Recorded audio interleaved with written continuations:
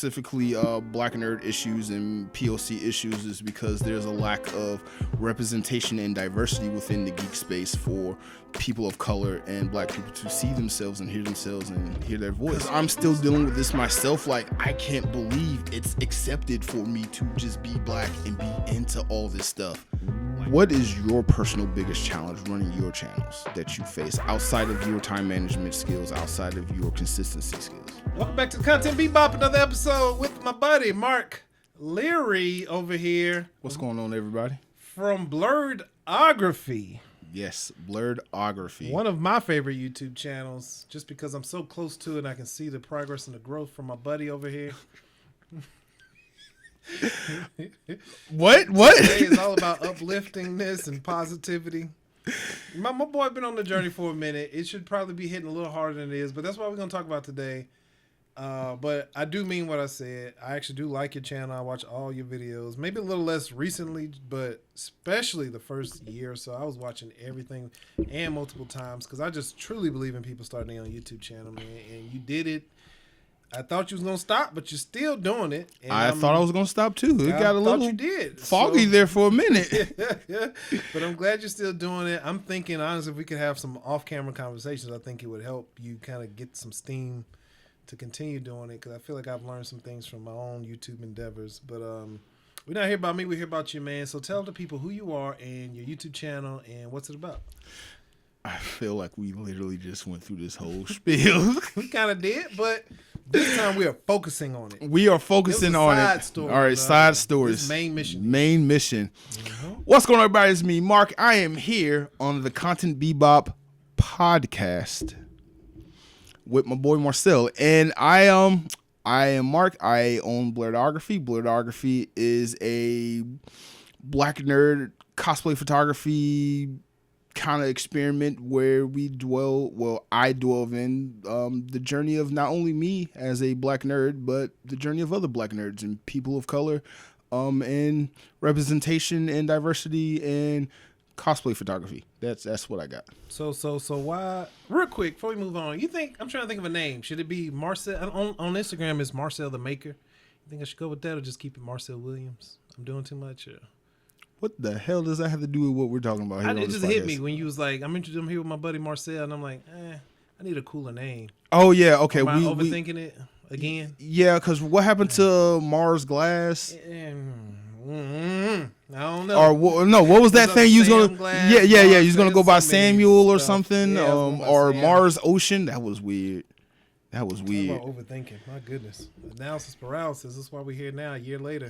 You are notorious for getting hung up on names and being stuck there and never moving on. Which is weird. That's the very first step. So it's like, dang, you can't even pass the first step. How you gonna do all the other things that come with something? That's how you get names like the Content Bebop. I like this name. I do like that name. I do. I wish you just did more with it. I do. That's why I'm here. I'm trying to do a little bit more because I, like I said, I feel a lot better. It's a mindset thing, like just learning to be consistent and get out your head and just shoot. Just put something together. Not just put something together, but stay consistent. Do what you're supposed to do. Stop overthinking it. You know what I mean? Right. Anyway, put in the comments what y'all think. Should it be Marcel Williams, or you got some cool name that's not very offensive, maybe kind of catchy? Put it in the comments. I like Marcel the Maker then. You do like Marcel the Maker? Yeah. Because that's what it is on Instagram. That's my handle on Instagram right now. Yeah, as long as you stick with it and you don't, in 6 months, come up with booby video. That's the thing, Bubby. But that's the thing. It doesn't matter. You ain't doing it. I'm sorry. I didn't mean to do that, but... Nah, it's true. Nah, that's true. That's what we're here. We got the truth here, so as much as it hurts, that's true. Let's put it out there. Hey, man, let's get focused. So, all right, we're here about Blerdography. What are you talking about me for? So, Blerdography, man. You was the one who interrupted with that tangent question when you asked me a question. How long you been doing Blerdography? And you told me what it's about. How long you been doing it? And why just Black people? I'm hitting you with a bunch of questions. I know. That's fine. So, I've been doing Blerdography since 2001. Okay. February 2001 was my first upload. 2021 or 2001? 21. I'm sorry. I get those mixed up because the last 20 years has been a blur. Yes, it has. I feel you. You know we're 20th high school graduation anniversary. All right. I know. I don't want to talk about it. I don't either. But 20 years since college almost, man, that's coming up too. But yeah, been doing blerdography since February 2021. In the middle of the world being ended, and just needed something to do because there was nothing going on during those the dark times. I like to call it the dark times, the stuck in the house times. And I'm kind of glad I did it because it's opened up so many doors and just like pivot my whole career and just me being a photographer into a whole another stratosphere that I wouldn't even, and still to this day, not really prepared for. But like it's opened up so many doors, so many opportunities. Just learning video and adding video to my photography services and things like that, using my YouTube channel to practice editing, talking about geek content, talking about things that affect black nerds and blurs and things like that.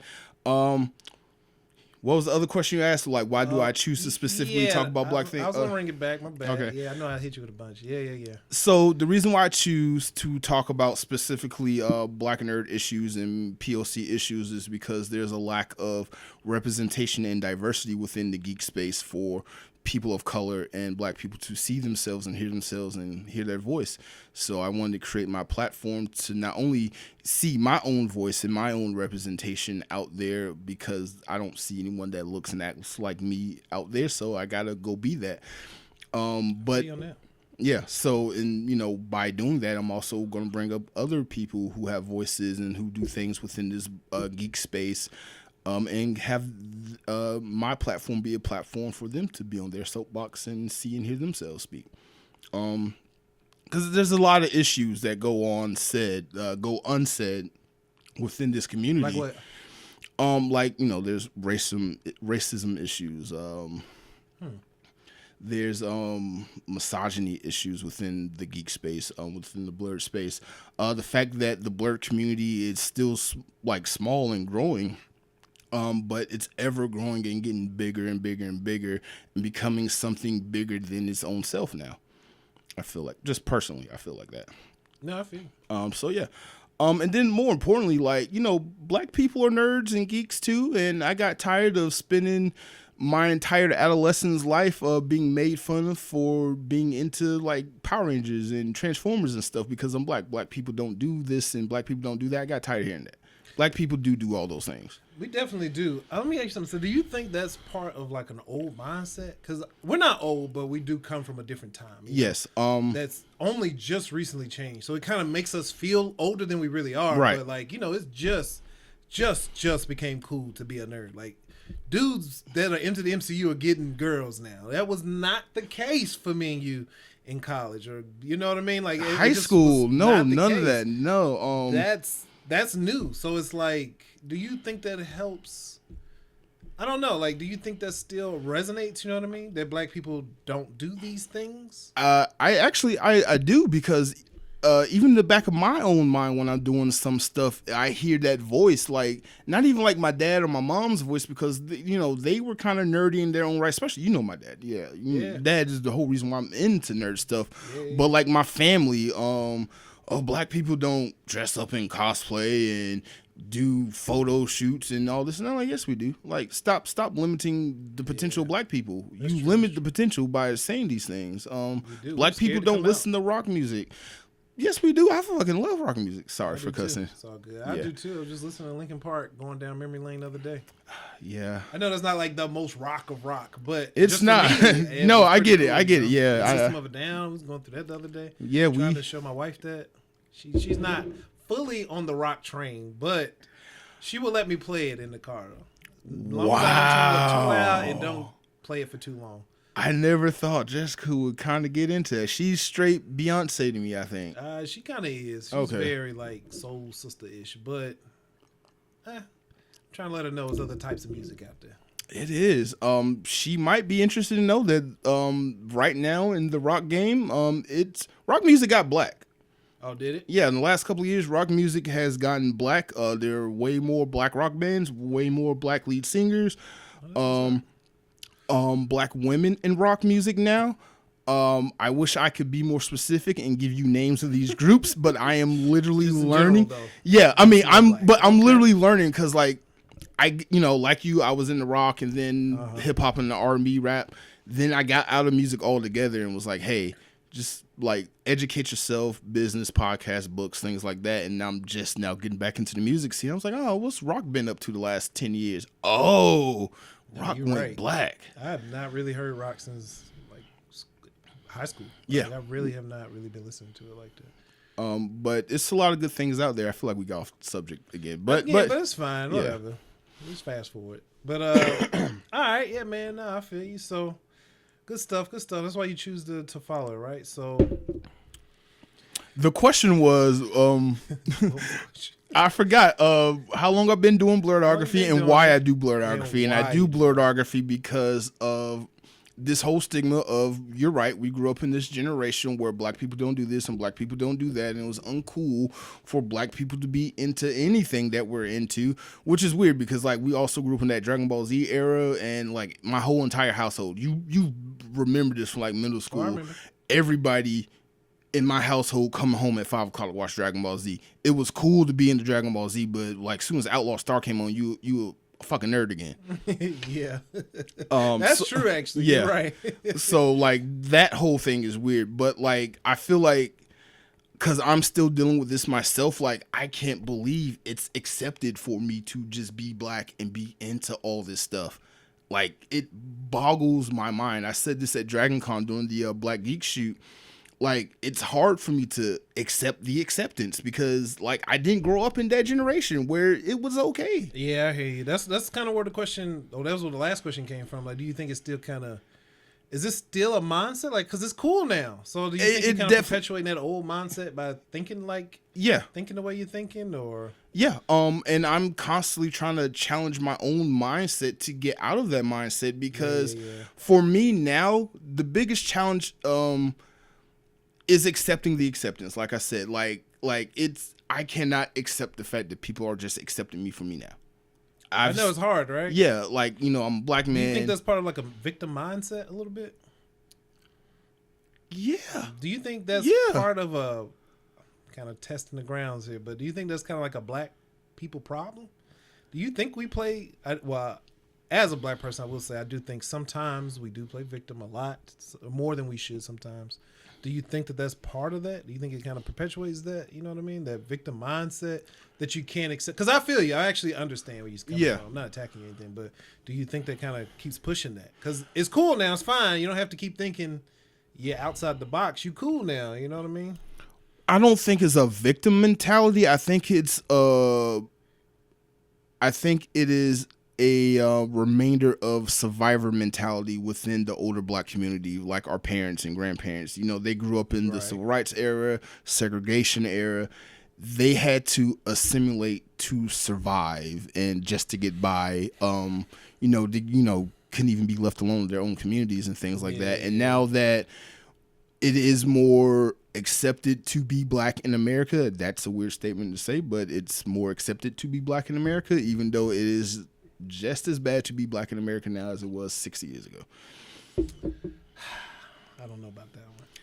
Oh, really? I would like to ask the Civil Rights Bill, how does it feel about itself right now? Because that's been gutted over the last 40 years. I'm sure there are some, it's not perfect, but I do think right now is the best time there's ever been to be a black person in America. And that is not me defending whatever, whoever, or whatever. I won't get political here, but I do think this is a good time for us to be alive. And I think it's the best time in history. And I think it will probably only get better if they don't keep trying to divide us. But that's all they're going to keep doing. I think so, but I think it's because things are better than they've ever been. We can't get it too good, them being the higher powers that be in this country. But I don't think they want it to be so good, so they try to throw like little division things, try to divide us, throw more stuff out there to kind of conflict with our thoughts and stuff. But I think it's the best time, man. I think it's so good that they are throwing dang, what's it called? They just distractions and things. You know what I mean? Mm. Like, Anyway, we could go down a whole rabbit hole. You know, I do have my personal opinions on politics and Oh things. yeah. But we're gonna stick to blerdography. We're gonna stick to YouTube, man. So funny how 3 questions in we have yet to really talk about blerdography. We're talking about it. We're talking about it. Yeah, we're talking we about are. the why. Yeah, we're talking about the why, and this is the reason. Yeah. All this stuff truly is part of the reason why you do it. I'm saying, right? You know, like all this stuff, it matters. You know, like this stuff matters to people like us. You know. Yeah, it does. Because like I said, like the whole reason why I started my channel is because the lack of representation and diversity I saw of my own self. Like when I watch anything on YouTube or any MCU movie, I want to see some representation of me out there. You know, like, yeah, I see Chadwick Boseman out there, but Chadwick Boseman don't represent all black men out there. He don't. He don't represent all black people out there. He's just one black person. And why does this one black person have to be the monolith for the entire race? No, I agree. So like, yeah, I want to see more diverse characters, more black diverse characters. Like black people come in all shades, colors, sizes, backgrounds, ethnicities. We're more than just one generic stereotype of what you can portray in media. That's true. And I think that's something we talked about in the last episode we talked. It's just media is having a hard time because they really used to just putting that one black person on screen and that one black person representing all black people. But it's like now I think the media itself is realizing like, okay, all black people are not the same. Like no, you we can't are just not. get the black vote. Black people have differing opinions and beliefs and things. You know, we all can't play basketball. Some of us can swim. This is a fact. It's a fact. I just saw that in some TV show I watched last night. That's what made me think of that. Yeah, I feel. I forgot what it was, but yeah. God, what was it? I can't remember. But yeah, I just feel like no matter what you do as a black person in this country, like we can always come so far, but someone will always be there once we get to the next level. Like, you made it to this level. Step back. That's as far as you go now. I think I know what you mean. I do know what you mean, but I do think that I don't know. I feel conflicted because I feel like that's a victim mindset kind of thing. You know what I mean? I do feel I know what you mean because they just I won't get political, but I know what you mean. But I do think it's a little bit of a victim mindset. Like I think you can go as high as you want to go. You know what I mean? I think it's just a game. You just gotta learn how to play the game. And I think some of us don't understand how to play the game. I don't think it's not that we don't understand how to play the game. I think is that we just never had a fair shot to play the same game. No, these are facts too. But again, the game is just different for everybody. I agree. We don't realize sometimes people don't realize the game, how it works for you in particular. You see somebody else playing the game their way and you think that's how you should play. That's not how you should play the game. No, I agree to that. I definitely agree to that. You know, it'd be like Shaq trying to play Obama's game. Like, play basketball, Shaq. Don't try to be no politician. That was his thing. Your game is playing basketball. And that's a weird analogy, but you kind of get what I'm saying. Like, I get what you're saying. Life is just different for everybody. Yeah. So it's like, it's just, and again, I'm not saying like two people doing the exact same thing, even if Shaq and Obama were great basketball players, they still could be treated differently. But it's like, even so, you still just have to play your game in your lane. Anyway, I just feel like, this is just my thoughts. I just feel like when you compare yourself to others, sometimes it blocks you from seeing what's for you in front of you. Not to say that that's not real, though, because right. Let's not play stupid. I know what you mean. Yeah. We've seen a black person and a white person do the same exact thing, and the black person get thrown over the coals and chopped into pieces over it. You know, I've seen that. I know that that's real, but I am also of the belief that you do have to kind of put your blinders on because you can't allow that fear to stop you from doing what you want to do or what you feel like you may be destined to do or want to do. Is it a fear or is it inevitability of the reality that we actually live in? First off, it depends on what you're trying to achieve because most people that are thinking that aren't trying to achieve nothing that outrageously great in the first place to be thinking that. Because like I said, and I stand by this, I do feel like we are living in the best time that you could be living in America as a black person. I think this is the best time ever. And I do think it may get better if we don't start World War III anytime soon and all this means nothing. But assuming society continues to function properly and we are on the same trajectory, I think this is the best time to be a black person. Like, the opportunity's out there. Like, no one's stopping us from shooting this podcast right now. Like, no one's stopping us. Nobody's stopping me from learning what I need to learn about YouTube or whatever I place this thing and learning how the algorithm works. No, I mean, there are things I can't control. Like, they may see my face and be like, I don't want to listen to a black person. They could say that, that's very real, but why would I use that little bit of negative energy to stop me from reaching all the people that do want to click and listen to a black person? You know what I mean? Like, right. You know what I mean? Like, I feel you. That's true. That's a very real reality. I've seen it. I watch black podcasters, YouTubers that spit some great information. Then I go watch a YouTuber of a different racial background spitting some mediocre information with 10 times the amount of views. Don't know what the magic was. I don't know behind the scenes what happened. But you know why. I don't know why. I know why sometimes, but there are realities, right? You just said it. You know why. I get that, but okay. I'm saying they'd be stupid for that first person that was spitting the really good knowledge to not share his or her knowledge and gain the followers that they will gain versus the other person. There's so many variables. It's too many variables. It's a lot of variables. It is. It's a lot. Because what if that person was spitting the really good, the white person that was spitting the knowledge, what if they just don't have the tenacity? What if they stop after 2 episodes or 3 episodes? You know what I mean? Like, so many, anyway. No, I get what you're saying, but like, if that non-black person would spend the same knowledge as the black person, they would have an even bigger following because and I feel you. Some things are just life. Like, it's a fact that white people make up 70% of the population, 60 something, 70%, 65%, 65% and of going down. It is going down. 65 is still way bigger than every other number. That's just a fact of doing anything in this country. That's you're going true, to get but the biggest return. And you said kind of a key thing I was about to bring up. You're right, in this country, but in this world, they are the majority. I mean, minority. They are the global minority. There's a fact, but their influence is huge. You know what I mean? But so I get that, but I'm saying that shouldn't deter anybody from doing anything. Like, it shouldn't. Even if you're at the bottom, whatever. Even if it's you and your 100, 1,000 followers, you rock with them. You don't be worried about what somebody else doing over here. Don't worry about what's on their plate. I feel like you should just be worried about what's on your plate and focus on becoming a better version of you. Because there's people out there that want to hear what you got to say, I think, or learn from whatever you teach and whatever the case, No, I agree to that. And with that said, to my 734 followers, thank y'all. Nice. You're welcome, by the way. I'm one of those followers. You're several one of those people. But several Google accounts. Yeah. No comment. Because if I had it all, I'd probably got really like 5 subscribers. Nothing wrong with that. That's all of us sub 1,000. That's true. That's true. But getting back to the blerdography, I agree with you. You do have to focus within the things that you can control. Yeah, that's all you got. And that's just all you can do the best you can do. Yeah. And that's what I strive to do. It's hard though. It's hard, especially when you're a one-man band. Like, okay, and now let's get back to YouTube and blerdography. Like, what parts do you find to be the hardest when doing this?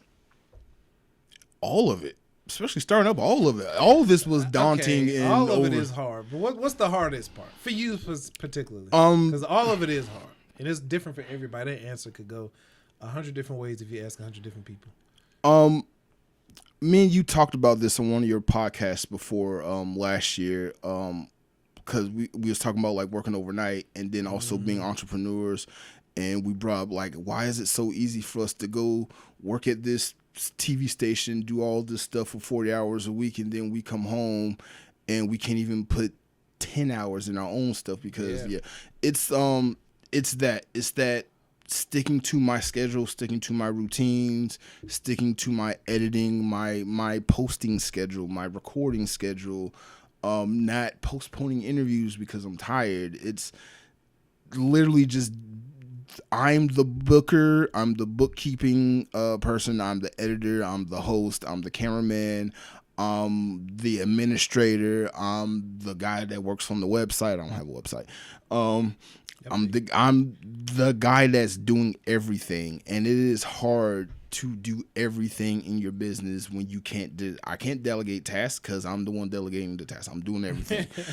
So what I'm gonna do, like, you need to sit here and edit. Like, even when I'm just like, okay, I need to edit, I need to record, I need to do this, and everything's written out and I have a time frame, it's hard for me to sit there and just focus on the one thing when I know I have multiple different things to work on at the same time. I feel you. Yeah. That's my answer. So your answer is time management. Yes. in less than Yes. Yep. In a 2-word answer. It's time management. Time management. Okay. All right. I could see that. 'Cause that's my problem too. Like I said, especially working overnight, time management when starting on YouTube is starting anything is really hard. Oh yeah. Anything. Even going to the gym, spending time with loved ones, whatever. It's just time management, Especially at this age, not trying to age ourselves, but at this age that we're at, you're not as young as you used to. You can't keep burning the midnight oil and burning the candle at both ends. Your body's starting to give out, your mind's starting to not go, but you just do I have the patience for this right now? That's a good question, because I'm turning into an old man. I'm gonna be honest with you. My patience level has dwindled. Boy, tell me about it. My goodness. I love going to cons, but I got a being around people limit. Once I hit that limit, I'm straight introvert. Can't do it no more. Yeah, me too, man. I feel. Let me ask you this. Do you, because I get like this when I post that video that I think is going to be that video. Mm-hmm. You this is the one that's going to go viral. This is the one that's going to get me over 1,000 subscribers and then 200 views. No, yeah, happens all the time, actually. Okay. But I think it's part of, because just for the record, I do have another YouTube channel. I got 2 other YouTube channels, by the way, which I won't name because they're faceless channels. I don't want y'all going to look at them. But those channels, one of them is well over the monetization. So I have a little more experience than what this channel may be showing you all. So I understand that. But, yeah, because there were plenty of videos I made that I thought were going to hit, and it'd be the ones I least expect that actually hit. The one I least expected end up kind of going viral. For me, viral. I didn't get 1 million views, but I definitely got into the tens of thousands and, made a little money. So, yeah. Congratulations. I appreciate it. But, yeah, that's the tricky part. But I still think there's a science to it, though. I still think there's a science to figuring out which ones will hit, which ones won't. Because just because you thought it was don't mean it really was supposed to. Right. And there's a reason it didn't. Right. You know what I mean? So I don't want to give up on YouTube. I do think there's a game to it. You know what I mean? It's definitely a game to it. And the unfortunate side of being a YouTuber, content creator, is the YouTube algorithm itself is your biggest enemy. You think so? Yeah, because they change the algorithm so frequently. Once you get used to how the new algorithm works, it's here's the new algorithm, and here's what they're doing now, and what you need to change in your descriptions, and what you got to do here and there. And I'm all right, I don't even care no more. I'd rather have them 735 people that follow me and just let them keep commenting, engaging on my videos. That seems to help out. Yeah, I don't think the algorithm is a problem. I think it just I think what happens is you probably see another person with a video and you think that it's supposed to do hot because theirs did hot. But no, I mean, that's a part of it. But at some point, especially when you just consistently doing your own thing and you just worry about getting your own content out there and just making sure your own followers see it, is what was I going with this? The number game with YouTube and the algorithm, the view count, it can be diminishing. It seems like you just putting a lot of work and a lot of effort and energy, and it goes nowhere. But you got to keep doing it. You got to keep doing it. You got to keep getting consistent with it. And take the little wins. Take the little wins. Oh, most definitely. Yeah, take the little wins with it. Take the little wins. But I do think I think it is a hard truth because it's something you got to look into yourself, but you really just got to make something people want to see. You know what I mean? I think that's the biggest thing. Yeah. I think everything has been seen for the most part, and that's why it's hard because it's man, what do you talk about? Unless you got something nobody's ever seen before, like a new piece of equipment, something like that. Everybody's seen dang near everything. You know what I mean? And I wouldn't even say it like that. Well, I would say it like that, but unless you a personality that people really like, or you're just really engaging or charismatic, we are not those things. So I think we are though. I think both of us are in our own ways. In our own way, you know what I mean? But I think so. Just gotta find that rhythm, you know what I mean? Yeah, it's definitely the rhythm thing behind it. Even now, we're shooting this podcast and off camera we was talking.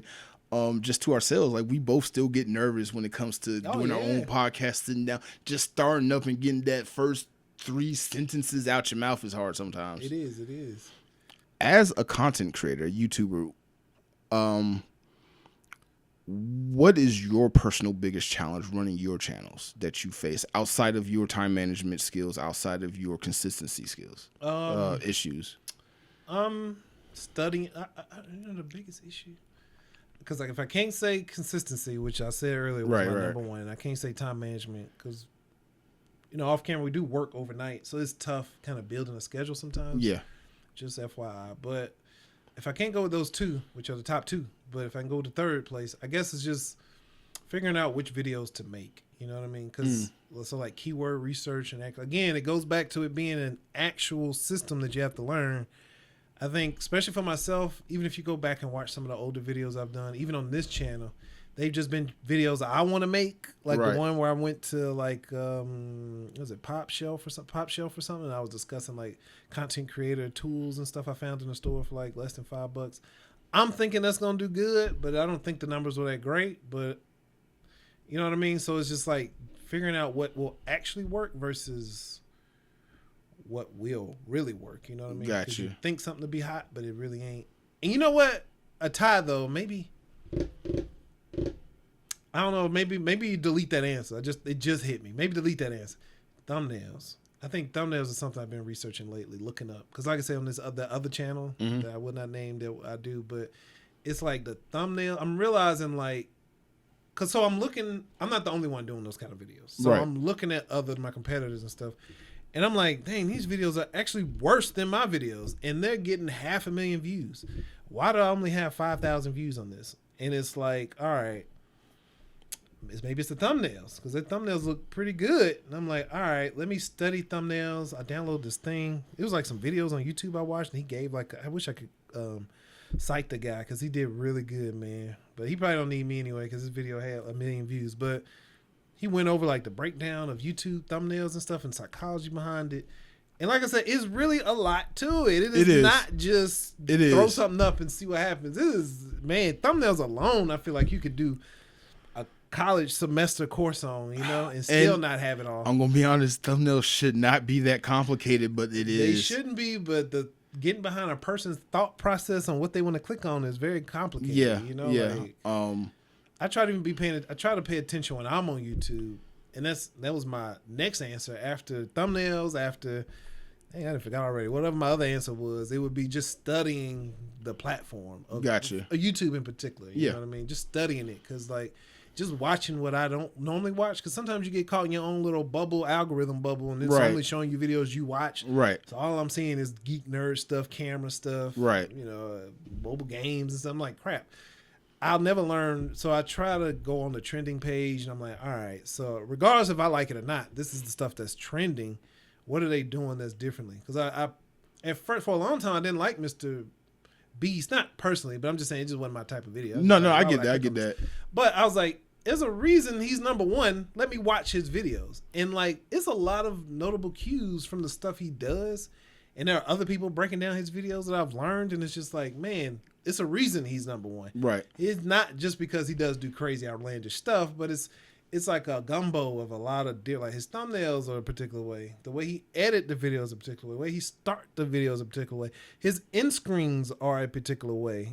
I learned because when I first started my channel, I was I'm thinking more options the better, right? I'm putting like 4. I wanted to have 4 screens up, 4 videos. Less is better. Less is better. No, because I was watching something. It was talking about Mr. Beast and his end screen. I think he only has like 1 end screen. Like, like you click on either watching this or you not watching. Right. But he is also Mr. Beast. But But there's a lot more to it. Like look at his audience. Most of his audience is people younger than us. They're the Gen Z, Gen Alpha generation. But that's part of the game, right? It is part of the game. Your audience, right? Because YouTube does give you the data. Like it does. People don't like reading it, including myself. I'm not special. I'm talking about myself too. But I don't even like looking at it sometimes. Just because it's so much. It is. They give you a lot of information for free. Yeah, for free, They give you the tools to win. They really do. It's really just, are you going to apply all this information they give you? Are you going to sit and read it, and then what are you going to do with all this new information? No, they give you dang near everything. Yeah, I agree because I think the last time you kind of got into it, but we talked about looking at vidIQ and YouTube Studio stuff. And I was like, all right, let me just go look and see what my current analytics is saying. And I was like, oh, crap. There's so much more stuff that they give you now than even like a year or so ago that they were not giving that was behind the paywall. They made so much stuff for free now. And you're right. It's about using that information. Like, I know what my target demographic is based off what the analytics tell me. But am I making content for those people? By the way, my biggest demographic is men 18 to 34 years old. I figured that. Yeah, basically me, essentially. Right. Yeah. So am I making content that they want to see? Probably not, because I don't have like thumbnails with big booty cosplayers. With they booties hanging out. I should, but I feel like that's getting to a whole other thing, because I feel like then I'm just exploiting people for clicks and views. I know. I'm trying to figure out how to incorporate big booties into this thumbnail, but there are currently none here, so I don't want to clickbait nobody. But you don't have to clickbait. You could literally find a pretty lady to cosplay and take her pictures. You know what I mean? Like, you could do it. You playing. I literally have no way here. It's me and you. Just me and you. But you could find a cosplayer. Yeah. I could be a creep and do all that. Yeah, I can do all that. It's not about being a creep. It's just about giving people what they want to see. Right, but I also got to think about, and this is something that I feel like a lot of content creators don't think about, is their overall brand and their image and what their message for their channel is. I'm trying to have an all-inclusive channel, not some creepy, sleazy, creepy channel. I don't think it's creepy, but I feel you. Okay. I mean, it depends on how you portray it. You know, gotta bending over in the camera. Oh, yeah, there you go. No, don't do that. But an attractive woman will definitely attract a male audience. That's 18 That's true. to 34. That is true. Like, I'm 36 and just stopped thinking about women 24/7. So I know a thumbnail of a pretty girl about a subject I'm interested in, cosplay, photography, and women. Like that's a classic combo. It is. It's not nothing creepy. I'm just saying, like, they go together. They do. You know? I don't know. Maybe I got my own personal issues I got to work out being a content creator. I try to, the thing about this, and we kind of like talked about it, like you always constantly comparing yourself to like your competitors. Like you also got to find your own lane in this too, find your own passionate things that motivate you to keep wanting to stay consistent and things like that. And I feel like that's probably one of the bigger things I've struggled with, is just finding my lane where I fit and being comfortable there. I think that's probably the next on my list too. Just finding your own lane, because I think even now, I'm trying to structure this podcast or this YouTube channel, whatever, off of things I've already seen somebody else doing. It's like, that works for them, doesn't mean it's gonna work for you. Find your own lane, do your own thing. Right. You know? Because like we but we talk about this a lot. Just behind the scenes, like passion over profit and just how we approach our businesses. Mm-hmm. And I've always gone I like doing this and being passionate, and you've always gone but does this make money? Being profitable, and that's how we even approach our YouTube channels. I just go after it and do things that I'm passionate about. Like, I follow the algorithm, but like, do I care? Do I really care, or do I want to just make content that I want to just make? That's subjective. That's up to you. You know? That's true. It is subjective, and it's something I'm constantly trying to struggle with and ask myself and reevaluate myself. Like, I don't. Cause like you tell me like it was a text message you sent me, like, how come you ain't got this X-Men 97 video yet? Emergency Awesome got it. I'm like, but I'm not Emergency Awesome. I get it. I started out trying to do that stuff, but I quickly learned that's not how I wanted to do my channel. Why not? I hate like when stuff come out Monday, Tuesday, Wednesday, and you have to have it up by Thursday or Friday, or else it's old news. And when you eventually get it up, it's just dead. I hate chasing. Why?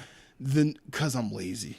I'm glad you said it, and not me. I didn't have to say it for you, because I was like, because I know where you're getting at. A friend of ours said the same thing. I know where you're getting at. I was like, well, because I'm lazy, and I don't. Okay. I mean, it's more to it than that. Like I run a whole photography business that has nothing to do with YouTube. I got to work overnight. I get it. But ultimately, I'm lazy. I don't want to like X-Men 97 dropped this morning. It was a great episode. I just dated this podcast again. That's all you had to do is turn the camera on though and record it. Hey, that was a great episode. Blah, blah, That's blah. true, but I'm still setting up the studio space from having it occupied by other people. I'm still in the middle of finishing up other projects that have already made me money, so I need to finish those instead of doing something else that I know is going to take 2 or 3 days to work on. It's just a lot of stuff, but the ultimate answer is I am lazy. That is my biggest hubris. So I try to just do things at my own pace and my own comfortability. So I don't chase SEO subjects so often this show just dropped and the whole season just dropped. I gotta watch all 8-10 episodes and then make a video about all 8-10 episodes and get all 8-10 episodes up by Tuesday. I only even go about it because I'm like, you watch them anyway. No, and you're right, and I should, but like, you watch them. Do you like so? Because I've talked to you about this. You know how much I just stopped enjoying stuff now that it has become work, and I have to sit there and take notes and rewatch it 2 or 3 times, and then if Emergency Awesomeman got a video to kind of break down some of the Easter eggs and New Rock Stars or some of the other places. I'm like, well, I don't know all the Easter eggs because I haven't read all the comics and I haven't seen everything that every Easter egg is there. So what's the point of me making the video when I'm not going to be knowledgeable? I know. Okay. I know. These are excuses. They are excuses. Yes. Stop calling me out on my shit. You're right, because I don't have to. You know these things, so yeah. All right, cool. But these are serious things. Like I know, because they leave you in your comfort zone. Yeah.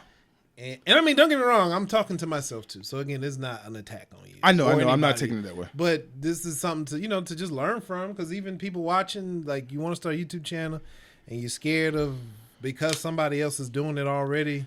Remember the bread aisle analogy. Remember that bread? It's like you go down the bread aisle and it's like 100 different breads. Right.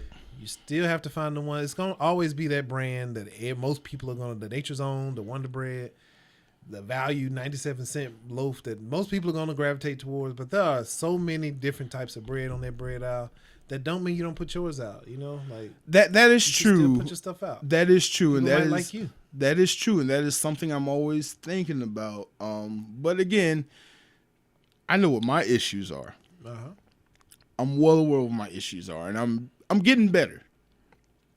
I had to, like with Blerdcast, I had to take some time off from doing that because I was overworking myself and doing regular uploads on YouTube and a podcast every week and recording. It was a lot, so I had to cut back and figure some stuff out, go back to the drawing board and figure out, like, I need to get to a point where I can just post consistently. That was the first thing. Just post something consistently. Once I can get that done, then I can focus on, okay, now let me chase the SEO stuff that's more time sensitive, that I have to go and shoot and then just kind of get up. Having an editor is helping me out too. Okay. Yeah, I'm getting an editor who can help me like work through some of my backlog of stuff that I'm working on. Okay. So that way I can focus on the more current events. They can focus on stuff that don't matter what time it comes out, like interviews and things like that. Yeah, gotcha. Yeah, so it's a work in progress. Again, I'm learning one-man band. I got to figure out my own BS and work on my BS and just get to where I want to be. I feel you on that. I hear you on that. So let me ask you this. Why so many YouTube channels? Why can't you just focus on one? Like I say, it's mainly 2. The third, I got 2 faceless ones, but one I'm really overwhelmed, so it really doesn't get a lot of attention, even though it's showing potential. I got like 9 drafted videos that I just really need to make a thumbnail for and set a schedule to upload it. Because that channel's showing potential. I got like 3 or 4 live videos, and it's in the thousands of views. Like the other video just crossed 2,000-3,000 or something, which isn't a lot. But I'm just saying, for a video, for a channel with 3 videos, it's showing the potential with consistency to grow. But that's a good question, and that's kind of why I'm doing this. That's why this started back up. You know what I mean? Because to just kind of show some focus and work on my time management, because I don't want to get overwhelmed again. Which is one reason I decided to get another 9-to-5. Well, now and money, but to also make things a little easier. I wanted to be able to go somewhere and to turn my brain off, click, click, click, and get paid. You know what I mean? Because I'm already a little over. I was, especially at the time. Yeah, very I remember. I know. you know? Yeah, you was going through a lot. Going through a lot. So it's like, all right, I need income without overthinking, and overstressing. That's where the job came in. And, I'm working on focusing. You know what I mean? I'm thinking, because, like you say, the video production company stuff, that stuff it is still going. You know what I mean? I'm not putting all my energy into it, but it is still going. But just trying to find a groove. You know what I mean? Mm-hmm. Which is difficult, especially working overnight, especially when I got a wife that lives on the opposite schedule, because she's coming home and I'm going to bed. I'm glad I don't have them problems. I know, I feel you. It's good and bad, because she keeps me on my toes, but it does stop me from just kind of, you know what I mean? Whenever you just want to do something you want to do. Yeah. Especially, but I'm thinking that it as a positive, because I'm generally kind of a lazy person, so no, I'm a little procrastinator, no, because again, I don't have a wife. I go home, it's just me. When I, get off of work and I'm tired, I'm like, all right, I got the energy. Let me just go home and keep working in my business. That's fine. But when I'm like, F this, I'm finna put my feet up and just watch something on TV and just cut my brain off and whatever, then you just fall into your old ways. And you don't have no one there to hold you accountable for things. Having another person keeps you hold you accountable. And also, it just was a way to experiment doing something else. Because one of my issues was, I don't like being on camera sometimes, you know what I mean? Like, I just be overthinking stuff, so sometimes I don't like being on camera. But this other way allows me not to be on camera. Then what are we doing right now? You got 3 cameras on you. Sometimes it takes time. You know, you just get out your own head. Plus, we had done this before, but... We have. But this new way, a faceless channel, just would really allow me to kind of say things I wouldn't normally say, express a new side of myself, and really focus on other things. Because right now my focus is kind of me. On those faceless channels, I can focus on vidIQ. I can focus on the keywords. I can focus on the thumbnail and figuring out what works, what doesn't work. And it just literally takes one of the layers of confusion off and allows me to just put that energy into something else. And it's worked. I learned a lot, but it's still a work in progress, though, man. Still a work in progress. Gotcha. I feel you. I feel you. And since we're both content creators, what has been one of the biggest tools that helps you? vidIQ. vidIQ is very helpful. And YouTube itself. YouTube is getting, like we talked about earlier. Yeah. We already talked about it, but YouTube gives you a lot of analytics. But vidIQ gives you some too, because vidIQ gives you a lot of analytics before you get monetized. And I'm talking about the AdSense monetization, right. The 1,000 subscribers, what's that, 4,000 watch hours. That month, not the first level. That second level is when things really open up. And then YouTube becomes more helpful because they give you even more information. Because with that other channel, I was just making stuff. I was putting out videos and stuff. And then once you get monetized, it tells you, which I don't know why they don't do it before, because you're not monetized. But it tells you which videos are monetized, which videos are not monetized. Why you can't have these videos monetized, things, No, it tells you that beforehand. I didn't notice that. Like, it didn't, I don't remember. It'll tell me, well, all right, it says that before you get to that point, it'll say these videos are eligible for monetization, but it won't give you why, the cussing thing or something like that. It won't give you that information. I don't remember, because now that I got monetized, I remember the little green money sign. Yeah, some of them are yellow, some of them are red. Because maybe limited monetization, red's no monetization. Right. And it's just I'm trying to, because I remember trying to think of topics that I'm like, this a hit. People love sex, so I'll just make some stuff about sex on the channel. Some Can't topics talk about sex that violates and I realized, guidelines. I was like, all right, that's not going to work, But there's ways you can talk about it to get those subjects monetized, because there are people who have nothing but channels that talk about that stuff. Right. And that's part of the game, just figuring that out. Right. How to go about it. You know what I mean? Figuring these things out. That's another reason why I try not to do the whole emergency awesome stuff, because I get flagged for using clips for longer than 2 or 3 seconds, and then I'm like, I literally use the same clips emergency awesome using their videos or somebody else. All my videos either can't get monetized or not eligible or whatever, but all their videos are monetized, and all the videos nothing but clips of from new stuff or old stuff or they whatever. They be paying for it at this point. They I think that's what channel. it is. Yeah, I think so. got Like money, so. like TV Sin, Cinema Sins, channels like that. They use like Watch Mojo. Yeah, Watch Mojo. They got to be paying They just pay to use licensing copyright fees. stuff. Yeah, And that makes it harder for like a smaller channel like mine, who's that discount store brand, to come up and get their stuff on the shelf. Because I can't even get the videos out because I can't get past the posting it part. But there's ways around it. There are ways around it. And I feel like it's still a learning. It's just part of, again, going back to learning the platform. Because I'm sure if you go on Emergency Awesome or whoever's, Watch Mojo, whoever's website, and you go on there, because I learned going on their channel and then just clicking on the sort from like the oldest first one up, and you just see how did they, you just kind of study it. You're like, man, so at what point did they jump from 1,000 views to 100,000? And it's like, okay, this is what they were doing at the beginning. Because even Watch Mojo, they were not, it's like one of the biggest YouTube channels of all time. Like their first videos were nothing like how they are now, right? I can't remember specifically, but they were not talking about what they're talking about now. And it was just at a point where they really switched gears and went all in on top 10 videos. Because they were, I don't think they were the ones that started that whole top 10 list trend, but they definitely capitalized on that. Because I think their first videos, like they would just make top 10 lists about like arbitrary things, and then they went heavy onto the pop culture and geek culture stuff. Yeah, but their first video wasn't even about top 10 stuff. It was some random stuff. I don't remember, but I remember it being nothing what it is now. It was about like a guy just uploading random stuff, and then he realized he could make money at some point. Because I was watching an interview with the CEO of Watch Mojo, and he was just talking about how they pay licensing fees and stuff. So they paid these production companies, big movie companies, to use this.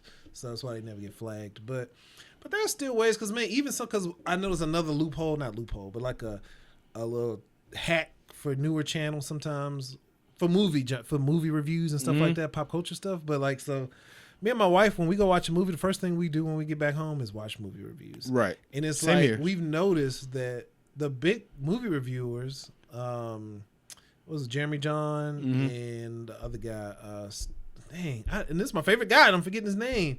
Y'all know who I'm talking about. The guy's I know who you're talking about. Click right here and get stuck with it. Like him, they don't really review a lot of like lower. First off, they don't review a lot of black movies. Which I don't know why, but they don't. Because I was looking for, I can't remember what movie it was. They did not review, and I was like, I thought this would be a no-brainer. Then we went and saw, because we recently saw Late Night with the Devil. And I don't think, Jeremy John did review it, but the other guy, it is killing me. I cannot remember this guy's name. He's my favorite movie YouTuber. Anyway, but he didn't review it, and I was like, "What? And that happens a lot. Like it'd be a few movies we watch, especially like Netflix movies, Prime only movies, and stuff like that. And it's like I could see that being an opening for people to review those movies, because the big guys have not reviewed it, and they take up a majority of the movie review section on YouTube. You know what I mean? Like a lot of people only watch like one or two reviews anyway. So it's Jeremy John, then Stuckmatized, like you either watching one of them and then you're done. So it's like if one of them didn't review it, that's your end to review a movie. Like review, like they don't review old stuff either. They only review new stuff. I still watch reviews on old movies I go back and watch. So it's like if you could just review an older movie, don't focus on the new stuff, because again, that kind of goes back to what we talked about earlier. Right. You need for this movie genre, movie review genre on YouTube, you would need movie tickets. You would have to have press passes to see it early and all that. You don't need a press pass to see an old movie that nobody's reviewed. Find movies, use vidIQ, get on the keyword research tool, look up movies, and find which ones which haven't been reviewed, Right. And just review those movies that nobody else has reviewed. That's your way in, and that's how you grow. You don't focus. You can't compete with the big channels. Right. What you do is you find your way in, and you find, shoehorn your way in there, right. Like you get 100 views on little videos. I agree with that, and one thing I do want to add to that is don't be afraid to pivot. If you see something's not working, don't be afraid to pivot your channel to something else. Like you said with Watch Mojo, they weren't even doing top 10 videos at first. Emergency Awesome used to most of his videos used to be him floating head videos and him talking about the stuff he's talking about. Then he went to faceless videos and just doing clips and stuff. I mean, he started using clips, then he just took himself out of it altogether. He had an avatar. Look at Black Nerd Comedy. He barely makes videos now, but he doesn't need to because he's transcended to just being this host who does so many other things behind the scenes. Like, I think he's doing more on TikTok now than he is on YouTube now. But he's been... I wonder why he switched. Because he's been like a TV host for like game shows. He did that whole thing with PBS where he did the history of gaming. Oh, I didn't know. Yeah, he's done a lot. So he don't have to do a whole YouTube channel anymore. Like, he used to have 2 different YouTube channels, like one for pop culture, one for gaming. He only has the one for pop culture now and just shorts on TikTok. So don't be afraid to pivot. Don't be afraid to change. Once you find that lane and that niche, and you figure it out. Just failure is always an option. Like learn to learn from failure. Yeah, for sure. Yeah, learn from it. So I know we keep talking about the subject. Like, I feel like we haven't really talked about blerdography in this whole. I'm gonna have to change the whole title of this video. That's fine. Like, hey, we're just 2 content creators talking about making content. But let's go back to the blerdography thing. Let's just go ahead and have this one on camera because you kind of said it.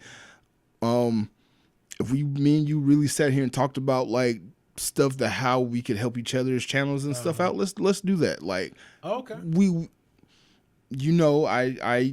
have vidIQ. I don't use it because I have the philosophy of I'm just go create the content that I want. There's a thing behind that I realize is good because I noticed that there's a trend, or not noticed, people are literally telling me this. Like a long time ago, people used to just like people because they were just genuine personalities and things like that. Then YouTube got more corporate and more structured, and people wanted the more treated, more edited, more stylized videos. Well, the trend is going back to the more genuine, that more figuring out type of personalities, which is where I fit in. I have, in the past year, been told by people in TV industry who follow what I do, people who are just general fans of what I do, and people who are adjacent to what I do, that I'm on the right path of doing, which I had no idea that I was doing this. I'm just being me. But being a genuine personality that people want to follow, people like my certain takes on things, which I find weird because I'm half the time it's half baked, just me thinking off the top of my head. But like people like my takes on certain things. People like, I have a series on TikTok called Confessions of a Black Nerd. I'm just venting. I'm doing something I never thought I was doing. I'm creating something I didn't set out to create. Whatever it is, people are liking it and people are engaged with it. And I'm just trying to figure it out. Like, what am I doing? And people's like, doesn't matter, you're doing it. And I'm like, but what is it? What is it am I doing? So, yeah. I said all that to say, I do know I can take the more technical approach, and there are other things I can do with like having better descriptions, better keywords, definitely better thumbnails. Definitely better thumbnails. I swear to God, when it gets to the thumbnail, I know you're supposed to make the thumbnail before you do anything else. Yeah, I'm still struggling with that too. Yeah, thumbnail's the last thing I do. I don't know how to make these thumbnails yet. I don't know what I'm gonna do yet. You can always just cut me out in the background and use my pretty face. I'm thinking about it. And just put a highlight board around me. That's it. That's all you got to do. Thinking about doing that. Do you pay for vidIQ or you still got it for? Okay. I don't even know why you would pay for it, but I don't say that. I say that ignorantly because I don't know what features come with paying for it. It's pretty good free. Okay. I don't know what you get for paying for it. All right. What about you? Don't pay for Canva either. You just for what? Canva. You don't use Canva, do you? I use Canva. I do have the paid version, but I'm not paying it through a friend. I'm getting it for free. Okay. Yeah. I mean, that paid version is only like $2.99 though. So. Is it? I thought it was. It was like $15 a month or something. Oh, okay. Then they went up. They went up. Way up. Yeah, yeah. But no, it's Canva pretty good. I would recommend Canva. Like, they little background eraser tool, which I use a lot. That was the only reason I mainly was like, it's not on the free version. Is it? It is not on the free version. Oh, no, it's not. Right. So that's why I'm like, dang, I'm kind of glad I got the paid version now because I would have to go into Photoshop before. And Photoshop's gotten a lot better because they had like the one-click thing at the bottom. Yeah. Background. It's not the best, but it's okay. It's okay as long as you got a clean background. But Canva does it too, and it's pretty good actually. Right. Pretty good.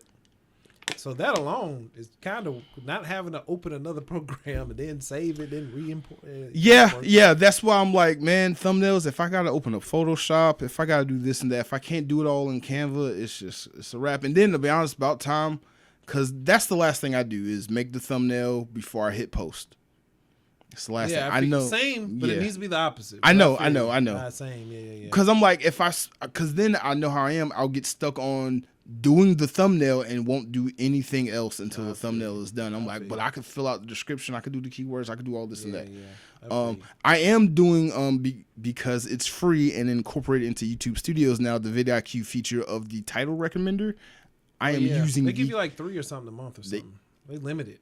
They do? Yeah, I don't think you can get on like until you pay for it. They give you like a certain number. The AI. I mean, yeah, they generate like 4 or 5, but I've been using for like the last 4 videos. Oh, really? Granted, I haven't like posted 4 videos in the same month, so maybe that's it. There you go. Yeah, they give you a limited, but you can use ChatGPT for that.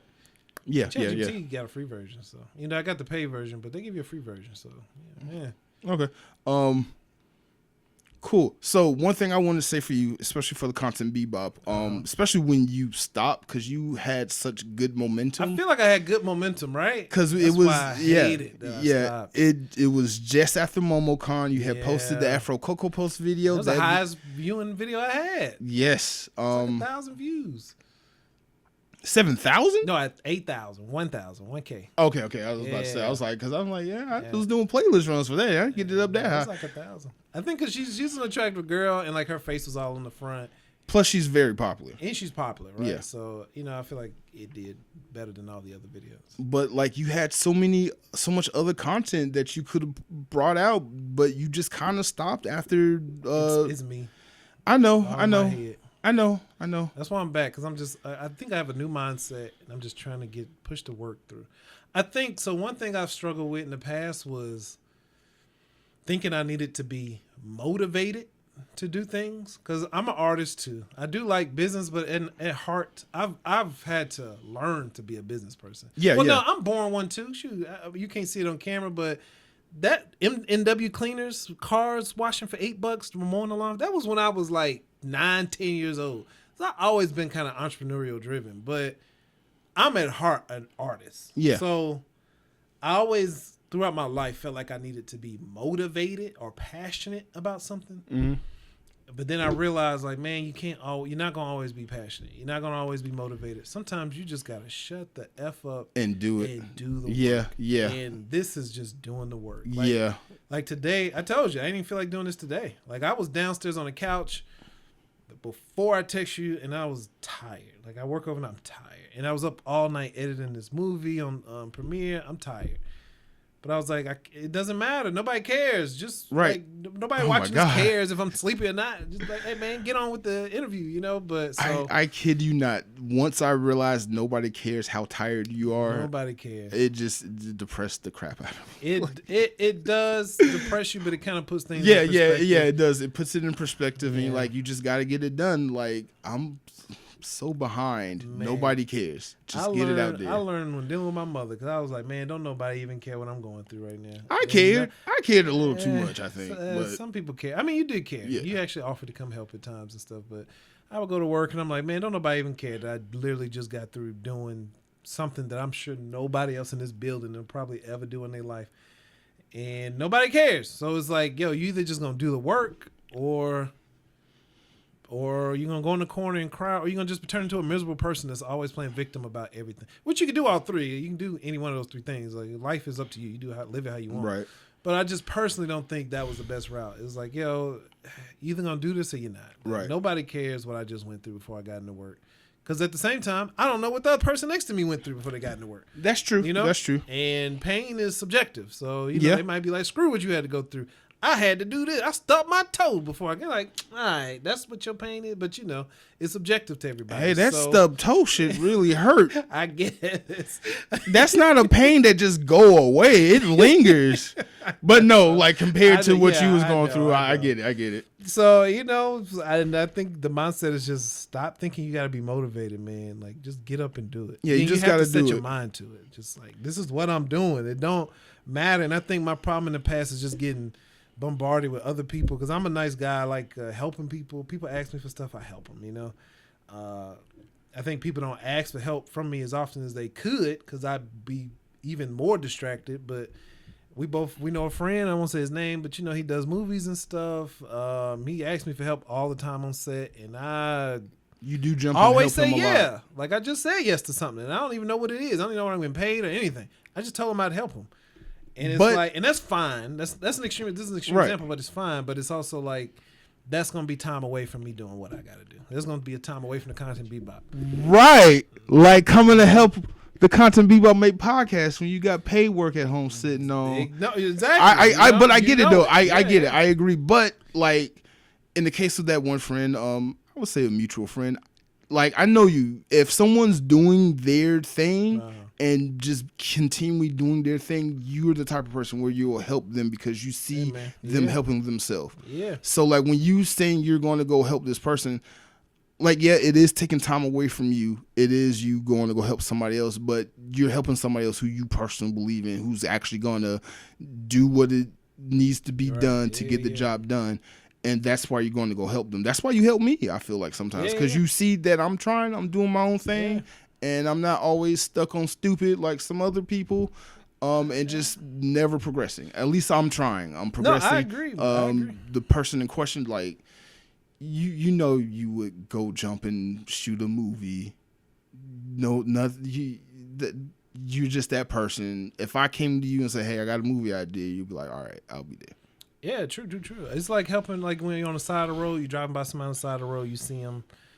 They got the tires busted, right? It's like, and they just sitting there looking crazy. You don't want to stop and help that person. But when you see a person on the side of the road, like busting, sweating, trying to get the tire, you like, dang, let me go help that person. You know what I mean? Yeah. As opposed to a person that's just sitting there crying and don't want to do nothing, don't want to help themselves. It's like, you want to help people that are trying. Right. Like, I agree. I definitely agree. It sounds mean, but to quote Ty, it's like helping from Flash from Academy. It's like helping winners win. You don't want to really help losers continue to lose. Right. You want to help people that are trying to win. You know? Right. It's like people that have that victim mindset, always crying and can never do right. Like, all right, go over there because energy is contagious. Not to get religious or spiritual or whatever, but energy is real. You know, like you walk into a room, you smiling, other people will potentially pick up on that. They want to smile too. They want to get to know you. What makes you so happy? I want some of that. You walk into a room, you crying, you're always in a bad mood. Nobody at work want to deal with you. Right. It's like none of us want to be here. Why do you have a bad attitude all the time? Like, damn, you really kind of spread that around, which I had to learn on the personal level and Encompass because I know I was turning into that person. That's why I ended up quitting.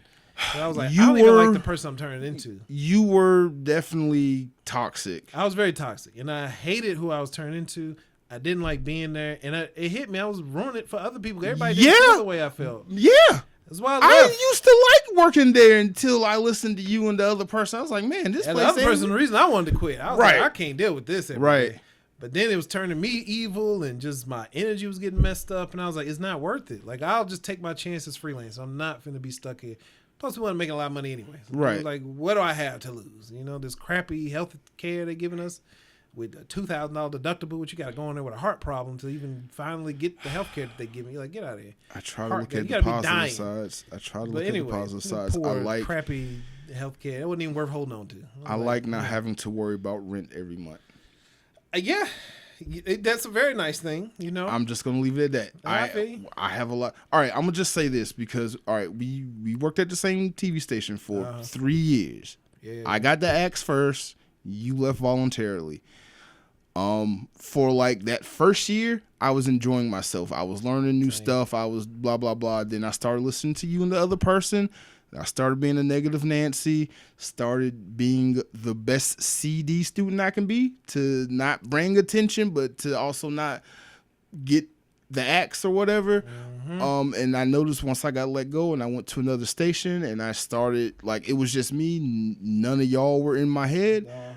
And I was able to formulate my own opinions and ideas about the workspace. I was like, this isn't as bad as they were making it out to be. I understand the whole being an entrepreneur and working 9 to 5, making money for somebody else. But I also understood that I wasn't in y'all lane. And I really needed to understand that I wasn't doing the things y'all was doing. I was doing baby photography stuff. Y'all doing indie movie stuff. Let me stay in my baby photography lane. It's different for everybody. That's why I say keep your blinders on. Yeah. So I'm keeping my blinders on. I do regret that I took this position that I'm in, and I realized I was happier just being a regular operator at the job, just coming in, doing my job, go home, not have to worry about meetings and emails and all this other stuff, and I could just work on whatever. I did it for the money, and I regret it. Sometimes money ain't worth it. Sometimes money ain't worth it. No truer quote has been said in this day and age of money. But all right, let's wrap this up, man. We've been going a little over an hour. So again, sorry we weren't talking about blerdography. Talk about what we were supposed to talk about. But I still feel like there's some nuggets in there. Like, there's a lot of nuggets in there. It's worth listening to, I think. Yeah, I think so. Finishing up, man, you got any advice? Anybody trying to start their own YouTube channel like yours? Like, what you got for them? And the newbies. What you got for newbies? All right, I'm gonna just look at the camera while I say this. For anyone that's trying to start a YouTube channel, a business, become a photographer, videographer, if you're just trying to do anything in life, just get up and do it. Like, sitting there thinking about doing it is gonna get you to not want to do it as quickly. Just the sooner you start doing it, the better you'll be. Trust me. I wish I started photography 10 years prior to 10 years ago. I wish I stuck with the YouTube thing back when we was doing all the other little stuff. Game Blurg and what was the other thing we did? Rage Candy or something. Oh my goodness, yeah. Filming While Black. If If we just stuck with the YouTube, if we like, so come much on. Stuff. I know. Time. So much time.